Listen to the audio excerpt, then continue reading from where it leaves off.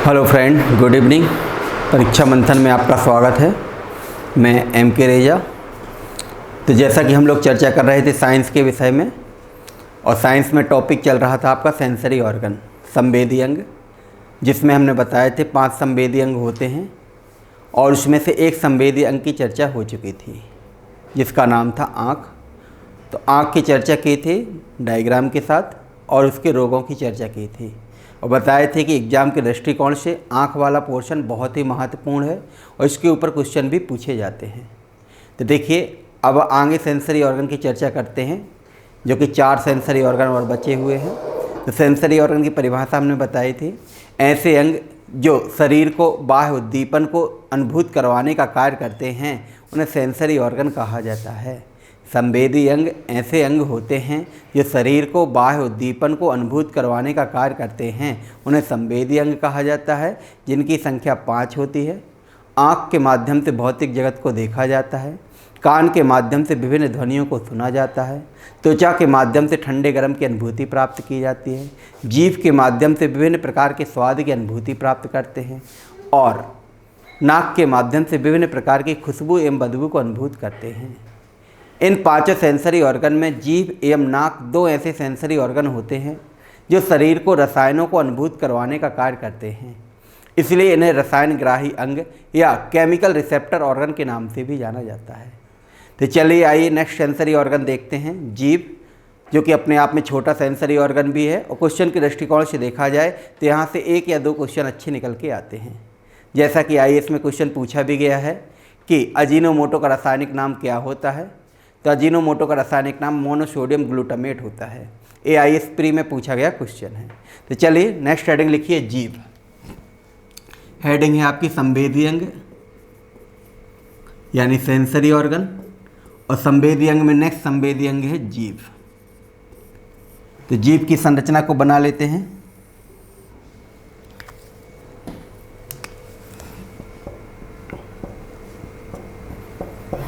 बहुत ही आसान डायग्राम है इसका।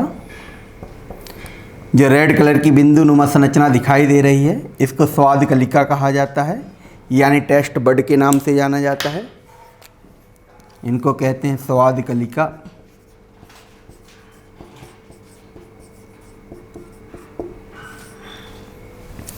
ठीक है, इसके बाद देखें तो इस प्रकार की संरचना यहाँ पे हमने बना ली और इस प्रकार की संरचना यहाँ पे बना ली। पूरी जीभ में स्वाद कलिकाएँ हैं। ए है नमकीन स्वाद के लिए,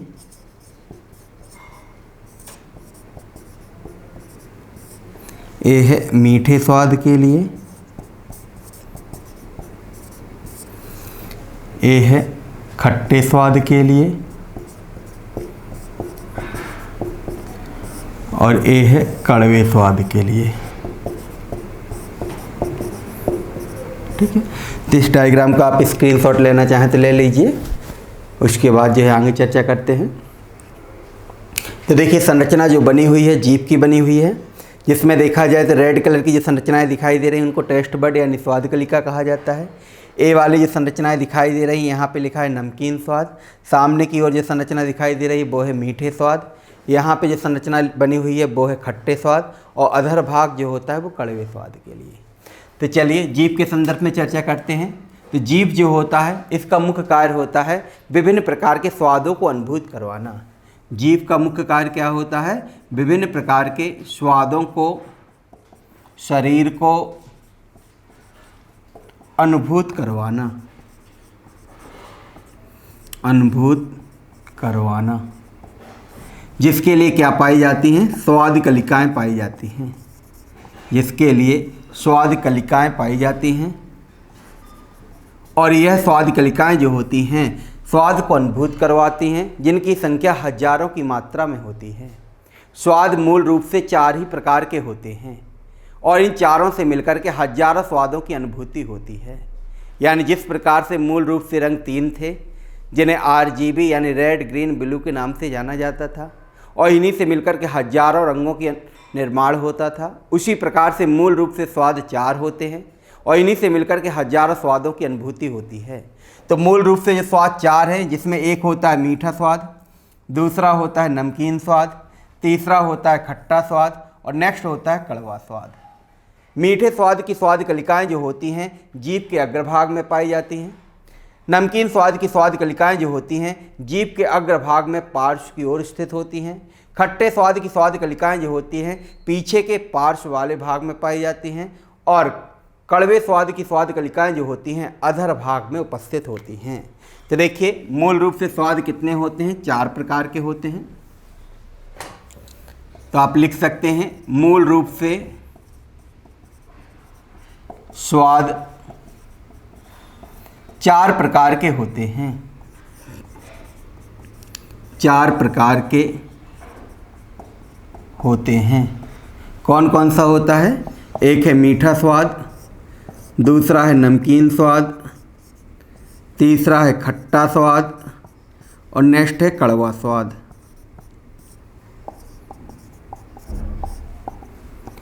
तो मीठे स्वाद की स्वाद कलिकाएँ जो होती हैं जीभ के अग्रभाग में सामने की ओर स्थित होती हैं, सामने की ओर पाई जाती हैं। तो मीठे स्वाद की स्वाद कलिकाएँ जीभ के अग्रभाग में सामने की ओर पाई जाती हैं। नमकीन स्वाद की स्वाद कलिकाएँ जीभ के अग्रभाग में पार्श्व में स्थित होती हैं, पार्श्व में स्थित होती हैं। ठीक है, तो यहाँ पे देखिए दिख रहा है डायग्राम में नमकीन स्वाद की। खट्टे स्वाद की स्वाद कलिकाएँ जीभ के पश्च भाग में पार्श्व में स्थित होती हैं, पार्श्व में स्थित होती हैं। और कड़वे स्वाद की स्वाद कलिकाएँ जो होती हैं जीभ के पश्च भाग में अधर भाग में पाई जाती हैं। ठीक है, तो कभी कभी ये जोड़ी मिलाने के लिए आ जाता है कि कौन सी स्वाद कलिकाएँ कहाँ पाई जाती हैं। तो आपको पता होना चाहिए कि कौन सी स्वाद कलिकाएँ जो है कहाँ पाई जाती हैं। तीखा कोई स्वाद नहीं होता है, अपितु एक प्रकार की जलन होती है जो मिर्च में पाए जाने वाले कैप्सिनिन नामक पदार्थ के कारण होती है। तो देखिए तीखा कोई स्वाद नहीं है, तीखा कोई स्वाद नहीं है, स्वाद नहीं है, अपितु एक प्रकार की जलन होती है, अपितु एक प्रकार की जलन होती है जो मिर्च में पाए जाने वाले कैप्सिन नामक पदार्थ के कारण होती है। तो कैप्सिन या कैप्सिनिन नामक पदार्थ के कारण जो होती है जलन हो रही होती है। तो ध्यान रखिए तीखा कोई स्वाद नहीं अपितु क्या होती है, एक प्रकार की जलन होती है। इसी प्रकार से देखा जाए कि जब हम व्यंजन के रूप में चाइनीज व्यंजन को ग्रहण करते हैं तो चाइनीज स्वाद की अनुभूति होती है और यह स्वाद की अनुभूति जो होती है वो अजीनोमोटो के कारण होती है। यानी चाइनीज व्यंजन में अजीनोमोटो पाया जाता है जो कि चाइनीज स्वाद की अनुभूति करवाने का कार्य करता है। तो यहाँ पे आप लिख सकते हैं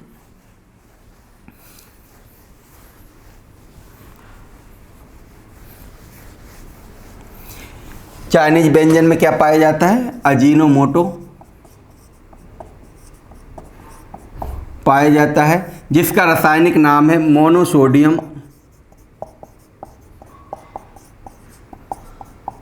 मोनोसोडियम ग्लूटामेट, जिसका मेन तत्व क्या होता है, सोडियम होता है। तो अजीनोमोटो का रासायनिक नाम क्या है, मोनोसोडियम ग्लूटामेट है, जिसका मुख्य तत्व क्या है, सोडियम होता है, जो क्या होता है मुख्यतः चाइनीज व्यंजन में पाया जाता है। लेकिन आप कहें केवल चाइनीज व्यंजन में पाया जाता है तो ऐसा नहीं है, लेकिन मुख्य रूप से जो है चाइनीज व्यंजन में पाया जाता है। और आपको ध्यान होगा कि जब मैगी विवादित हुई थी तो मैगी के विवादित होने में कहीं ना कहीं इसी का योगदान था, क्योंकि इसकी सीमा एक निश्चित होती है। अगर तय सीमा से अधिक मात्रा में होता है तो शरीर के लिए कहीं ना कहीं घातक होता है, जो कि स्वाद कलिकाओं को प्रभावित करता है, किडनी को भी प्रभावित करता है एवं शरीर के अंग अंगों को भी प्रभावित करने का कार्य करता है। क्योंकि जीभ क्या कर रही है, अब रसायनों को अनुभूत करवा रही है, इसलिए इसको रसायन ग्राही अंग के नाम से भी जाना जाता है। रसायन ग्राही अंग या केमिकल रिसेप्टर ऑर्गन के नाम से भी इसे जाना जाता है। तो ये था जीभ और उससे जुड़े हुए तथ्य। तो इसका स्क्रीनशॉट लेना चाहें तो ले लीजिए। अब देख, क्वेश्चन के दृष्टिकोण से पूछा जा सकता है कि रसायन ग्राही अंग के नाम से किसे जाना जाता है? जीभ को जाना जाता है। जीभ का मुख्य कार्य क्या होता है? स्वाद को अनुभूत करवाना होता है। स्वाद मूल रूप से कितने प्रकार के होते हैं? 4 प्रकार के होते हैं। अजीनोमोटो का रासायनिक नाम क्या है? मोनोसोडियम ग्लूटामेट होता है। तीखा, स्वाद की अनुभूति किसके कारण होती है? तो तीखा जो होता है कैप्सिन नामक पदार्थ के कारण होती है। तीखा क्या स्वाद है? कोई स्वाद नहीं है, अपितु एक प्रकार की क्या होती है? जलन होती है। ये हुआ आपका दूसरा सेंसरी ऑर्गन, जीभ। ठीक, चलिए नेक्स्ट सेंसरी ऑर्गन देखते हैं।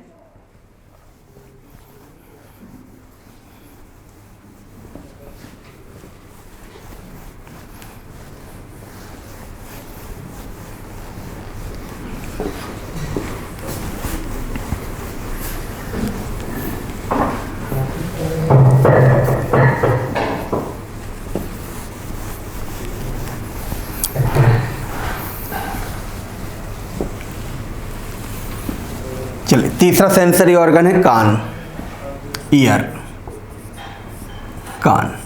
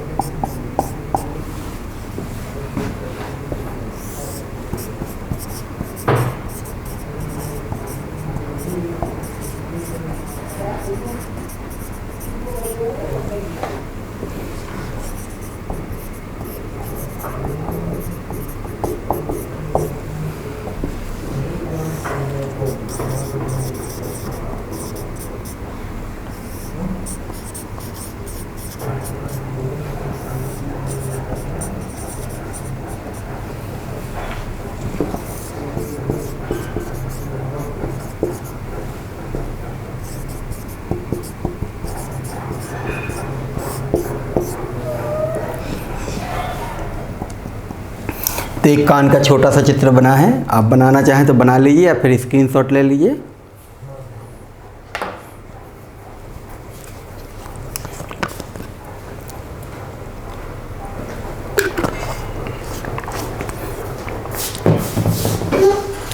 चलिए, संवेदी अंग में तीसरा संवेदी अंग है कान। और कान के संदर्भ में देखा जाए तो एक डायग्राम यहाँ पे बना हुआ है, जिसमें देख लीजिए क्या क्या लिखा हुआ है। ए वाला भाग जो है इसको पिन्ना कहते हैं, यानी बाह्यकण कहते हैं। रेड कलर की जो संरचना दिखाई देती थी इसको टिम्पेनिक मेम्ब्रेन या ईयर ड्रम के नाम से जाना जाता है, तो कान का पर्दा कहते हैं। यहाँ पे जो संरचना बनी है वो है मेलियस, यहाँ पे जो संरचना बनी है वो है इनकस, यहाँ पे जो संरचना बनी है वो है स्टेप्स। यहाँ पे लिखा है अग्रकर्ण, मध्यकर्ण और पश्चकर्ण। और ये वाली जो संरचना बनी है इसको है नाम कोकला, जिसे कहते हैं अंतःकर्ण। तो इतनी संरचनाएँ यहाँ पे बनी हुई है। तो देखिए, कान का मुख्य कार्य होता है ध्वनि को सुनना, यानी ध्वनि को अनुभूत करवाने का कार्य कौन करता है? कान करता है। तो कान का मुख्य कार्य होता है ध्वनि को सुनना, ध्वनि को सुनना एवं शरीर के संतुलन को बनाए रखना। कान का मुख्य कार्य क्या है? ध्वनि को सुनना है और शरीर के संतुलन को बनाए रखना है।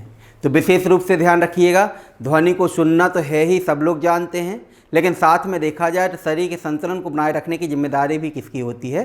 कान की होती है। बाकी आगे जब टॉपिक पढ़ेंगे तो बताएंगे कि हार्मोन जो होता है ये भी शरीर को संतुलित करवाने का कार्य करता है, और नर्वस सिस्टम जो होता है ये भी शरीर को संतुलित करवाने का कार्य करता है। लेकिन कान के संदर्भ में देखा जाए तो इसका भी मुख्य कार्य क्या होता है? शरीर को संतुलित करवाना। तो सबसे पहले चर्चा करते हैं ध्वनि को सुनना। तो ध्वनि को सुनना में देखा जाए तो पहले आते हैं ध्वनि पर। ध्वनि यानी साउंड। तो ध्वनि एक प्रकार की तरंग होती है और यह यांत्रिक तरंग होती है। ध्वनि जो है तरंग है और यह मैकेनिकल वेव्स होती है। और मैकेनिकल वेव्स या यांत्रिक तरंगें ऐसी तरंगें कहलाती हैं जिनको चलने के लिए माध्यम की आवश्यकता होती है, उसे यांत्रिक तरंग कहा जाता है। क्योंकि इन तरंगों को चलने के लिए माध्यम की आवश्यकता होती है, इसलिए ये तरंगें जो होती हैं केवल वायुमंडल में गमन करती हैं।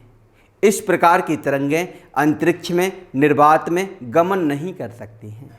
मान लें कि अगर एक क्लास जो है चंद्रमा की सतह पे चल रही होती तो क्या कम्युनिकेशन हो पाता? नहीं हो पाता। क्यों? क्योंकि वहाँ पे मीडिएटर के रूप में वायुमंडल नहीं है, और जब वायुमंडल नहीं है तो ऐसी कंडीशन में वहाँ पे ध्वनि तरंगें नहीं सुन पाते। यानी वायु जो होता है ये मीडिएटर की भूमिका निभाता है और ध्वनि को स्थानांतरित करने का कार्य करता है। तो ध्वनि क्या होता है? एक प्रकार की तरंग होता है और तरंग में कैसा होता है? यांत्रिक तरंग। यांत्रिक तरंग। तो इसकी परिभाषा लिख लीजिए यांत्रिक तरंग की। ऐसी तरंगें जिनको चलने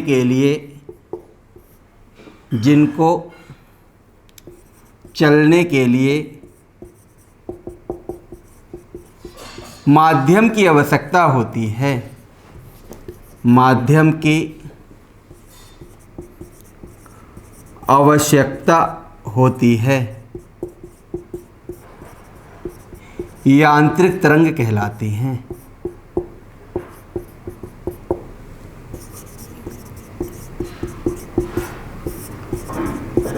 ठीक है। तो यांत्रिक तरंगें ऐसी तरंगें हैं जिनको चलने के लिए माध्यम की आवश्यकता होती है, उसे यांत्रिक तरंग कहा जाता है। और ये तरंगें भी पुनः दो प्रकार की होती हैं। एक होती है अनुप्रस्थ तरंग,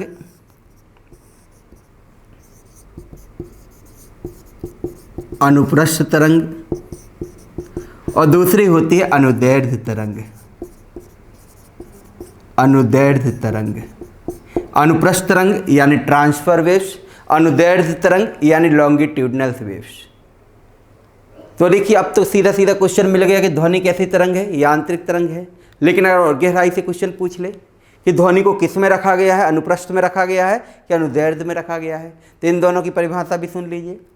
अनुदैर्ध्य तरंगें ऐसी तरंगें कहलाती हैं जो एक दूसरे के लंबवत कंपन करते हुए चलती हैं, उन्हें अनुदैर्ध्य तरंग कहा जाता अनुप्रस्थ तरंग कहा जाता है। अनुप्रस्थ तरंग ऐसी तरंगें होती हैं जो एक दूसरे के लंबवत कंपन करते हुए चलती हैं, उन्हें अनुप्रस्थ तरंग कहते हैं। जबकि अनुदैर्ध्य तरंगें ऐसी तरंगें होती हैं जो एक दूसरे के समानांतर कंपन करते हुए चलती हैं, उन्हें क्या कहते हैं? अनुदैर्ध्य तरंग। तो अनुप्रस्थ तरंग क्या है? ऐसी तरंगें हैं जो एक दूसरे के लंबवत कंपन करते हुए चलती हैं, उन्हें अनुदैर्ध्य तरंग कहा जाता है। और इस प्रकार की तरंगें जो होती हैं मुख्यतः ठोस में चलती हैं। यानी अनुप्रस्थ तरंग जो होती है मुख्यतः किस में चलती हैं? ठोस में चलती हैं और द्रव की ऊपरी सतह पर चलती हैं। यानी द्रव की निचली सतह पर ये तरंगें नहीं चलती हैं, लेकिन द्रव की ऊपरी सतह पर कौन सी चलती है? अनुप्रस्थ तरंगें। और गैसों में दृढ़ता ना होने के कारण इस प्रकार की तरंगें नहीं चल पाती हैं। तो इस प्रकार से देखा जाए तो ध्वनि जो होता है ये अनुप्रस्थ तरंग का उदाहरण नहीं होता है। दूसरा क्या? अनुदैर्ध्य तरंग। यानी ऐसी तरंगें जो एक दूसरे के समानांतर कंपन करते हुए चलती हैं, उन्हें अनुदैर्ध्य तरंग कहा जाता है। और इस प्रकार की तरंगें जो होती हैं ठोस में भी चल सकती हैं, द्रव में भी चल सकती हैं और गैस में भी चल सकती हैं, यानी तीनों में चल सकती हैं। यानी ध्वनि जो होता है ये किसका उदाहरण है? अनुदैर्ध्य तरंग का।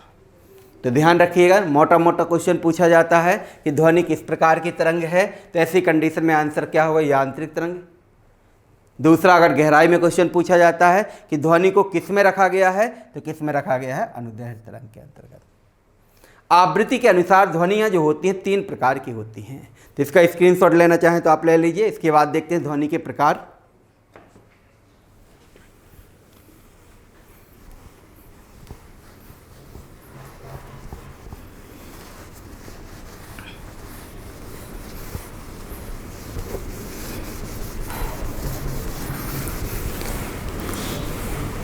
आवृत्ति के अनुसार ध्वनियाँ कितने प्रकार की होती हैं? तीन प्रकार की।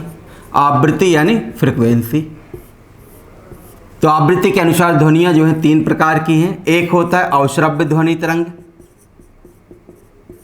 दूसरा होता है पराश्रव्य ध्वनि तरंग और तीसरा है श्रव्य ध्वनि तरंग।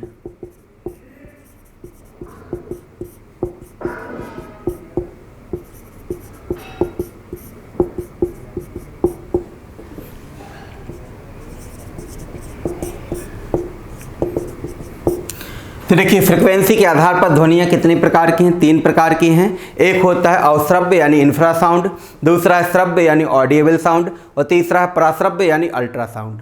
तो यहाँ पे पहला है अवश्रव्य ध्वनि तरंगे, यानी ऐसी तरंगें जिनकी आवृत्ति 20 हर्ट्ज से कम होती है उसे अवश्रव्य ध्वनि तरंग कहा जाता है। ऐसी तरंगें जिनकी आवृत्ति 20 हर्ट्ज से कम होती है उसे अवश्रव्य ध्वनि तरंग कहा जाता है। और ये तरंगें हमारे कानों के द्वारा अनुभूत नहीं होती है, क्योंकि इतनी कम फ्रिक्वेंसी पर कान का पर्दा यानी टिम्पैनिक मेम्ब्रेन या ईयर ड्रम जो होता है दोलन नहीं कर पाता है। और जब दोलन नहीं करता है तो इस प्रकार की तरंगें जो होती हैं मानव के कानों के द्वारा अनुभूत नहीं होती हैं। परंतु कुछ जंतु जैसे निम्न जाति के कीट हुए, इसी प्रकार से देखा जाए व्हेल मछली हुई, हाथी हुआ, इन तरंगों को सुनने की क्षमता रख रहा होता है, लेकिन मानव के कानों के द्वारा ये तरंगें अनुभूत नहीं होती हैं। दूसरा क्या है पराश्रव्य ध्वनि तरंगें, यानी ऐसी तरंगें जिनकी आवृत्ति 20,000 हर्ट्ज के ऊपर होती है। ऐसी तरंगें जिनकी आवृत्ति 20,000 हर्ट्ज के ऊपर होती है उसे पराश्रव्य ध्वनि तरंग कहा जाता है। ये तरंगें भी मानव के कानों के द्वारा अनुभूत नहीं होती है, क्योंकि इतनी अधिक फ्रिक्वेंसी पर कान का पर्दा यानी टिम्पैनिक मेम्ब्रेन वाइब्रेट नहीं हो पाता है। यानी अवश्रव्य ध्वनि तरंग भी मनुष्य के कान नहीं सुन पाते हैं, पराश्रव्य ध्वनि तरंग भी मनुष्य के कान नहीं सुन पाते हैं। लेकिन पराश्रव्य ध्वनि तरंगें जो होती हैं इनको कुछ जंतु जैसे कि देखा जाए चमगादड़, जैसे कि देखा जाए राष्ट्रीय जलीय जीव कौन है, डॉल्फिन, कुत्ता, इन तरंगों को सुनने की क्षमता रख रहा होता है, लेकिन मानव के कानों के द्वारा ये तरंगें अनुभूत नहीं होती हैं। दैनिक जीवन में देखें तो पराश्रव्य ध्वनि तरंगों का प्रयोग बहुतायत में किया जाता है। जैसे आपने एक यंत्र का नाम सुना होगा सोनार, सोनार जिसका पूरा नाम होता है sound navigation and ragging. Sound navigation and ragging जो होता है इसमें पराश्रव्य ध्वनि तरंगों का ही प्रयोग किया जाता है। और इन तरंगों का प्रयोग करते हुए जल के गर्त में छिपी हुई यदि कोई जासूसी पनडुब्बी है तो उसकी गहराई, दिशा, चाल इत्यादि को ज्ञात कर लिया जाता है।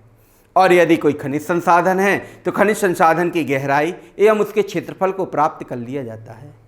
इसी प्रकार से देखा जाए कि महंगे वस्त्रों की धुलाई, घड़ी के कलपुर्जों की सफाई, ये जो होती है पराश्रव्य ध्वनि तरंगों के द्वारा ही संपन्न होती है। इसी प्रकार से देखें तो सेक्स डिटर्मिनेशन की 2 विधियाँ होती हैं, लिंग निर्धारण की 2 विधियाँ होती हैं, जिसमें से एक का नाम होता है अल्ट्रासाउंड सोनोग्राफी और दूसरे का नाम होता है एमनियोसिंथेसिस। अल्ट्रासाउंड जो होता है इसमें अल्ट्रासाउंड वेव्स का ही प्रयोग किया जाता है और भ्रूण के लिंग का पता लगाया जाता है कि जो बच्चा पल रहा है वह मेल है अथवा फीमेल है। यानी दैनिक जीवन में देखें तो पराश्रव्य ध्वनि तरंगों का बहुतायत में प्रयोग होता है, लेकिन मानव के कानों के द्वारा अनुभूत नहीं होती है। तो मानव के कानों के द्वारा अनुभूत कौन सी होती है? श्रव्य ध्वनि तरंग अनुभूत होती है। यानी ऐसी तरंगें जिनकी आवृत्ति 20 हर्ट्ज से लेकर के 20,000 हर्ट्ज के मध्य होती है उसे श्रव्य ध्वनि तरंग कहा जाता है। तो ये क्वेश्चन कई बार पूछा गया है, आगे भी पूछा जा सकता है कि श्रव्य ध्वनि तरंग की आवृत्ति कितनी होती है, तो 20 हर्ट्ज से लेकर के 20,000 हर्ट्ज के मध्य होती है। तो ऐसी तरंगें जिनकी आवृत्ति 20 से लेकर के 20,000 हर्ट्ज के मध्य होती है उसे श्रव्य ध्वनि तरंग कहा जाता है। और यही तरंगें मानव के कानों के द्वारा अनुभूत होती हैं। इन तरंगों को सुनने के लिए मानव में एक जोड़ी कान पाए जाते हैं। इन तरंगों को सुनने के लिए मानव में एक जोड़ी कान पाए जाते हैं जो कि पार्श्व में यानी लेटरल साइड में उपस्थित होते हैं। एक कान के अगर देखें तो 3 भाग होते हैं, जिसे अग्र, मध्य एवं पश्च कान के नाम से जाना जाता है, जिसका सबसे बाहरी भाग अग्र भाग है और बाहरी भाग में देखा जाए तो पिन्ना भाग पाया जाता है। पिन्ना जो होता है यह कान का अवशेषी अंग होता है। पिन्ना जो होता है यह कान का अवशेषी अंग होता है। अवशेषी अंग होता है। और अवशेषी अंग जिसे हम वेस्टिजल ऑर्गन के नाम से भी जानते हैं, और इसकी परिभाषा हमने बताई भी थी कि अवशेषी अंग ऐसे अंग कहलाते हैं जो मानव के पूर्वजों के शरीर में वेल डेवलप्ड थे परंतु वर्तमान शरीर में अनडेवलप्ड होते हैं, उन्हें अवशेषी अंग कहा जाता है। अवशेषी अंग ऐसे अंग होते हैं जो मानव के पूर्वजों के शरीर में पूर्ण विकसित थे परंतु वर्तमान शरीर में अविकसित होते हैं, उन्हें अवशेषी अंग कहा जाता है। जैसे जब आँख पढ़ाए थे तो बताए थे कि आँख का अवशेषी अंग क्या होता है, निक्टिटेटिंग मेम्ब्रेन यानी निमीषक पटल होता है। उसी प्रकार से कान का अवशेषी अंग क्या होता है, पिन्ना होता है। तो ये भी क्वेश्चन के रूप में पूछा जाता है और कई बार यूपीपीसीएस में क्वेश्चन में पूछा भी गया है कि कान का अवशेषी अंग क्या है, तो पिन्ना होता है। एक बार क्वेश्चन पूछा गया कि पिन्ना किससे मिलकर के बना होता है, तो पिन्ना मसल से यानी मांसपेशियों से मिलकर के बना होता है। लेकिन इसमें मोबाइल पेशियां नहीं पाई जाती हैं, लेकिन इसमें गतिशील पेशियां नहीं पाई जाती हैं। यही कारण है कि मनुष्य का पिन्ना जो होता है स्वतः मूवमेंट नहीं करता है। बाह्य बल जब लगता है तभी उसमें मूवमेंट हो रहा होता है। बाह्य बल के रूप में देखा जाए वायु भी हो सकती है, मनुष्य के हाथ भी हो सकते हैं, तब जाकर के मूवमेंट होता है। लेकिन आप देखिएगा कि जो कैटल्स होते हैं, मवेशी यानी गाय भैंस जो होते हैं, उनके पिन्ना वाले भाग में गतिशील पेशियां पाई जाती हैं।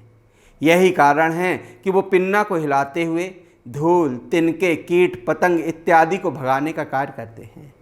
तो कभी आप मवेशियों को देखिएगा तो उनका पिन्ना वाला भाग हिलता रहता है, लेकिन मनुष्य का पिन्ना वाला भाग हिलता नहीं है। वायु जो होती है यह पिन्ना से होते हुए कहाँ पहुँचती है, टिम्पैनिक मेम्ब्रेन यानी कान के पर्दे की ओर पहुँचती है, जिसके मध्य में देखा जाए तो श्रुमिनस ग्लैंड मिलती है। और यह श्रुमिनस ग्लैंड जो होता है वैक्सनुमा पदार्थ का स्रावण करता है, मौमीय पदार्थ का स्रावण करता है। और यह मौमीय पदार्थ जो होता है वायु अर्थात ध्वनि में पाए जाने वाले धूल के कण, तिनके, बैक्टीरिया, वायरस इत्यादि को चिपकाने का कार्य करता है। आप देखते होंगे कान से मैल निकलता है। जब कान से मैल निकलता है तो यह मैल जो होता है इससे निकलने वाला स्राव ही होता है।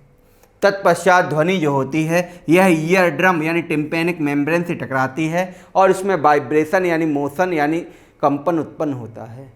इसके बाद ध्वनि जो होती है मध्य कर्ण में प्रवेश करती है, जहाँ पे 3 अस्थियाँ पाई जाती हैं, जिसे मेलियस, इनकस एवं स्टेप्स के नाम से जाना जाता है। तो क्वेश्चन पूछा जाता है कि कान में कितनी अस्थियाँ पाई जाती हैं, तो एक कान में अस्थि की संख्या 3 होती है, कान की संख्या 2 होती है, इसलिए कानों में अस्थियों की संख्या कितनी हो जाएगी, 6। क्रम भी कभी कभी पूछ लेता है कि बाहर से अंदर की ओर अस्थियों का क्रम क्या होता है, तो बाहर से अंदर की ओर अस्थियों का क्रम क्या है, मेलियस है, इनकस है, स्टेप्स है।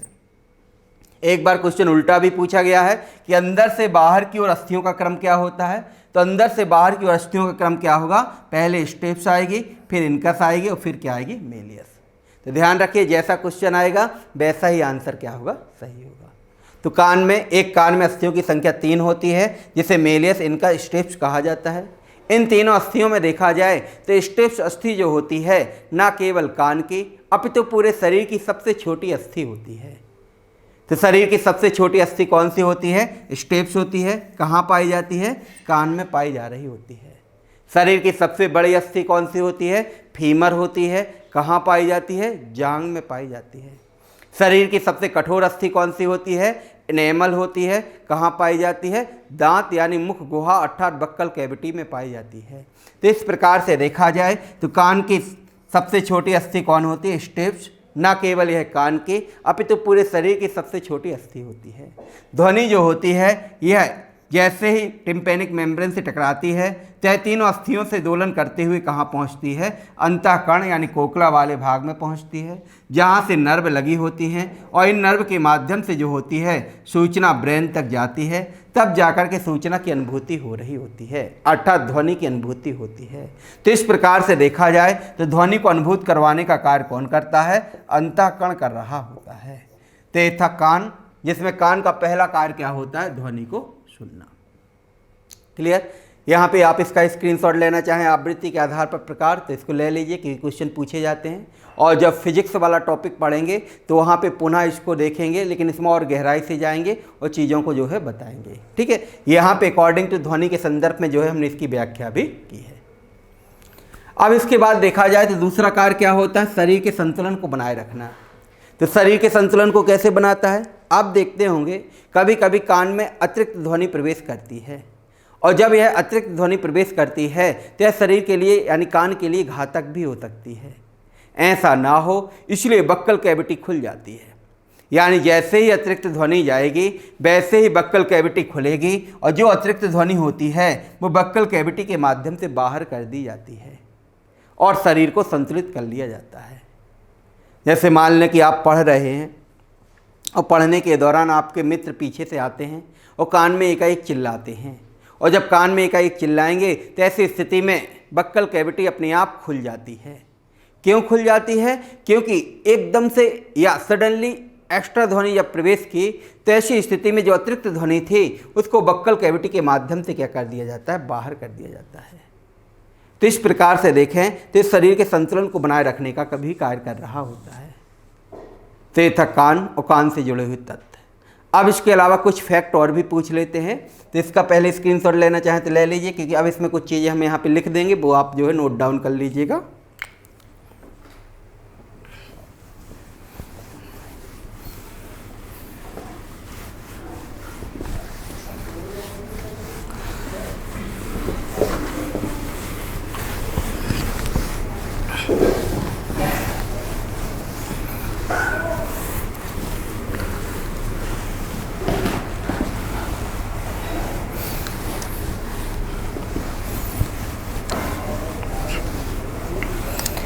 तो कान के संदर्भ में कुछ पॉइंटों को लिख लीजिए, क्योंकि इसमें हमने कुछ नहीं लिखा था, केवल समझाया है।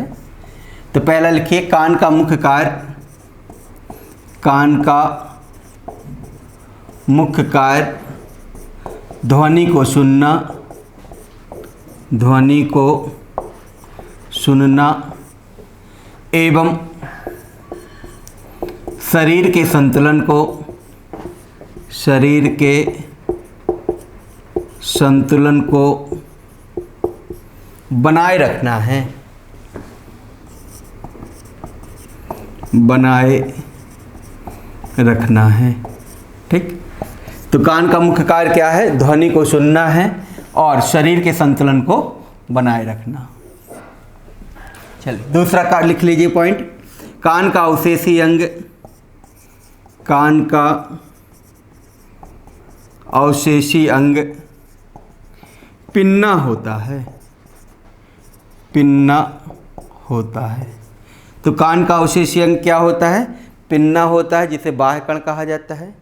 नेक्स्ट है, दो ध्वनियों को स्पष्ट रूप से सुनने के लिए उनके बीच में कम से कम 1/10 सेकेंड का समय अंतराल होना चाहिए, तब जाकर के दो ध्वनि स्पष्ट सुनाई देगी, अन्यथा नहीं सुनाई देगी। जैसे कि हमने बताया था कि दो चित्रों को स्पष्ट रूप से देखने के लिए उनके बीच में कितना समय अंतराल होना चाहिए, 1/24 सेकेंड का। उसी प्रकार से दो ध्वनियों के बीच में कितना समय अंतराल होना चाहिए, 1/10 सेकेंड का। तो लिखिए, दो ध्वनियों को स्पष्ट रूप से सुनने के लिए, स्पष्ट रूप से सुनने के लिए उनके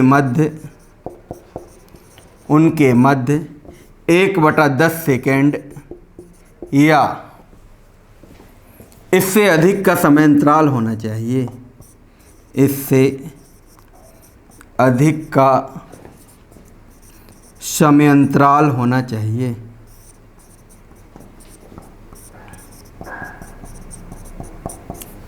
ठीक, तो इसके आप जो है स्क्रीनशॉट ले लीजिए, फिर इसके बाद 2-4 पॉइंट और हैं उनको लिख लेते हैं।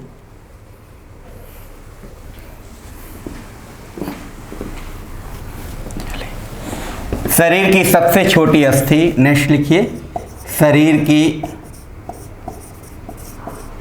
सबसे छोटी अस्थि स्टेप्स होती है, स्टेप्स होती है, जो कान में पाई जाती है,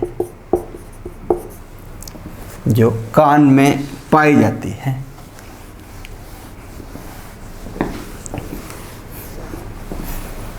ठीक है, नेक्स्ट लिख लीजिएगा, ध्वनि यांत्रिक तरंग में अनुदैर्ध्य तरंगों के अंतर्गत शामिल की गई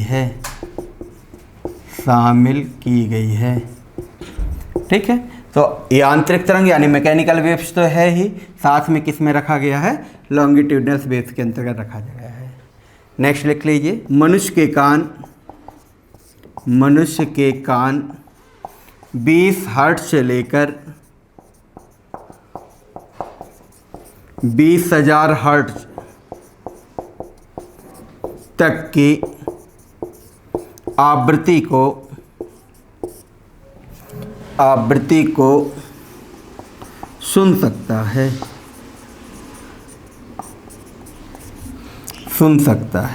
ठीक है, तो इतने कुछ तथ्य थे जो कान से संबंधित पूछे जा रहे होते हैं। तो इसका स्क्रीनशॉट लेना चाहें तो ले लीजिए। तो ये हो गया आपका तीसरा सेंसरी ऑर्गन, कान। तो कान के संदर्भ में क्वेश्चन जो बनते हैं वो हमने आपको लिखा दिए हैं। इसके बाद नेक्स्ट सेंसरी ऑर्गन है नाक।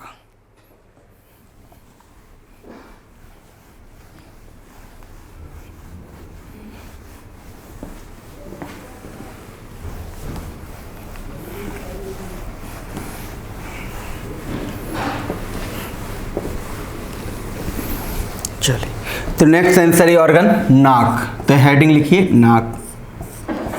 तो देखिए, नाक के ऊपर ज़्यादातर एक ही क्वेश्चन पूछा जाता है कि जैकबसन के अंग किस में पाए जाते हैं, या जैकबसन ऑर्गन किस में पाए जाते हैं, तो नाक में पाए जाते हैं।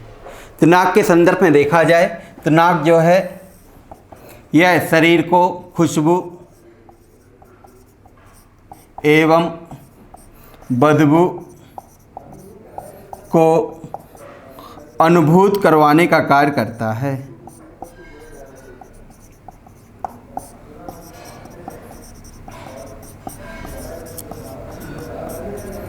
नाक जो होता है यह शरीर को खुशबू एवं बदबू को अनुभूत करवाने का कार्य करता है। इसे रसायनग्राही अंग के नाम से भी जाना जाता है। इसे रसायनग्राही अंग के नाम से भी जाना जाता है। इसके अलावा देखा जाए तो नाक जो होता है इसमें जैकबसन के अंग पाए जाते हैं। जैकबसन के अंग पाए जाते हैं। तो नाक में कौन से अंग पाए जाते हैं, जैकबसन के अंग। यही क्वेश्चन ज़्यादातर पूछा जाता है कि जैकबसन के ऑर्गन किस में पाए जाते हैं, तो नाक में। तो ये था सेंसरी ऑर्गन में आपका चौथा सेंसरी ऑर्गन, जिसका नाम क्या था, नाक। ठीक है, नाक के ऊपर और ज़्यादा क्वेश्चन निकलते भी नहीं हैं, क्योंकि इसका मुख्य कार्य केवल क्या है, खुशबू बदबू को अनुभूत करवाना। अब इसके बाद आते हैं अंतिम सेंसरी ऑर्गन, जिसका नाम क्या है, स्किन, त्वचा।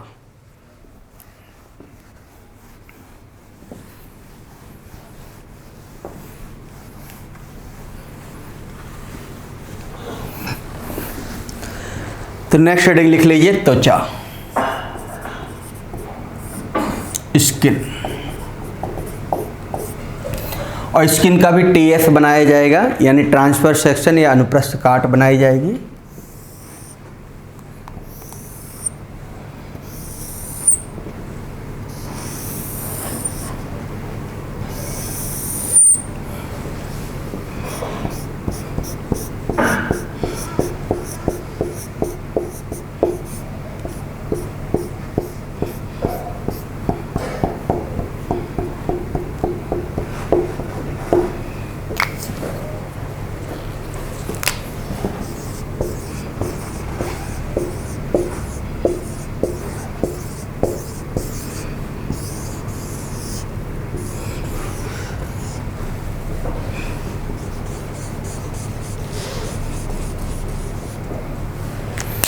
तो देखिए टीएस ऑफ स्किन है, यानी स्किन की अनुप्रस्थ काट है, जिसमें ये वाला भाग है एपिडर्मिस, दूसरा वाला भाग है डर्मिस, तीसरा वाला भाग है फैट। ठीक है, ए है पसीने की ग्रंथि,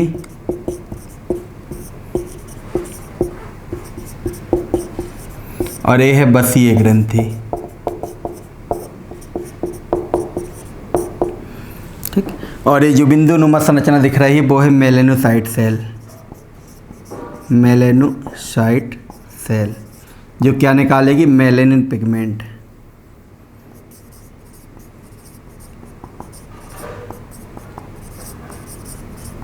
ठीक, जितनी चीज़ें यहाँ पे लिखी हैं, ये वाला पूरा भाग एपिडर्मिस है, ये डर्मिस है, ये फैट है, ये स्वीट्स ग्लैंड यानी पसीने की ग्रंथि है, ये बसीय ग्रंथि यानी सेबेसियस ग्लैंड है, और ये मेलेनोसाइट सेल्स है जो क्या निकाल रही है, मेलेनिन पिगमेंट।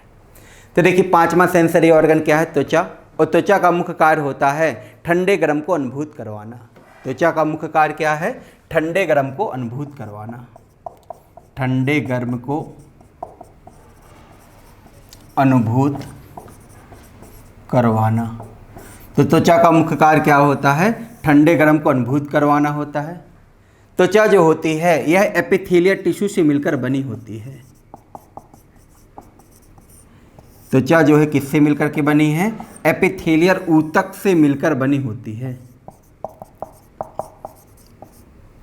तो ध्यान रखिएगा, इस पे क्वेश्चन पूछा जाता है कि त्वचा का निर्माण किससे होता है, तो एपिथेलियल टिश्यू से होता है। त्वचा की जब अनुप्रस्थ काट को देखते हैं तो इसके तीन भाग दिखाई देते हैं, जिसका सबसे बाहरी भाग एपिडर्मिस कहलाता है। यानी त्वचा के तीन भाग दिखाई देते हैं, जिसे एपिडर्मिस कहते हैं, डर्मिस कहते हैं और फैट कहते हैं। एपिडर्मिस वाला भाग जो होता है इसमें केंद्रक नहीं पाया जाता है, तो इसको भी नोट डाउन कर लीजिएगा। एपिडर्मिस वाले भाग में, एपिडर्मिस वाले भाग में केंद्रक नहीं पाया जाता, केंद्रक नहीं पाया जाता। तो ध्यान रखिएगा, हमने इसके पहले आपको चर्चा की थी कि शरीर में चार ऐसे अंग हैं जिसमें केंद्रक नहीं होता है, जिसमें से एक का नाम आरबीसी था, दूसरे का नाम प्लेटलेट्स था, तीसरे का नाम कॉर्निया था और चौथे का नाम क्या है, एपिडर्मिस। तो एपिडर्मिस वाले भाग में न्यूक्लियस नहीं पाया जाता है, इसलिए इससे ना तो डीएनए फिंगर प्रिंटिंग की जा सकती है और ना ही क्लोनिंग की जा सकती है। त्वचा का वास्तविक भाग जो होता है डर्मिस होता है। वास्तविक भाग डर्मिस इसलिए होता है क्योंकि इसी वाले भाग में ग्रंथियां लगी होती हैं और इसी वाले भाग में मेलेनोसाइट सेल्स पाई जाती हैं। ग्रंथियों में पहली ग्रंथि होती है पसीने की ग्रंथि। पसीने की ग्रंथि का मुख्य कार्य होता है शरीर के तापमान को नियंत्रित करना। पसीने की ग्रंथि का मुख्य कार्य क्या है, शरीर के तापमान को नियंत्रित करना। तो इसको नोट डाउन कर लिया होगा या स्क्रीनशॉट ले लीजिए।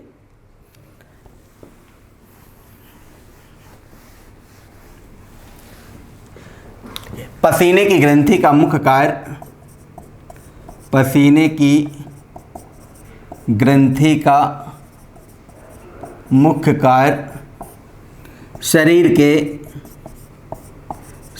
के तापमान को नियंत्रित करना है।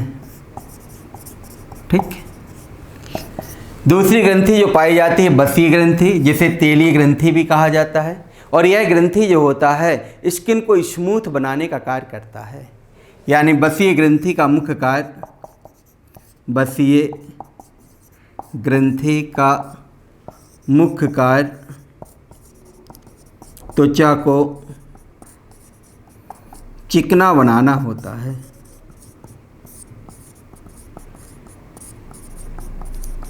ठीक, तीसरी संरचना पाई जाती है मेलेनोसाइट सेल्स। तो ये दोनों लिख लीजिए, स्क्रीनशॉट ले लीजिए।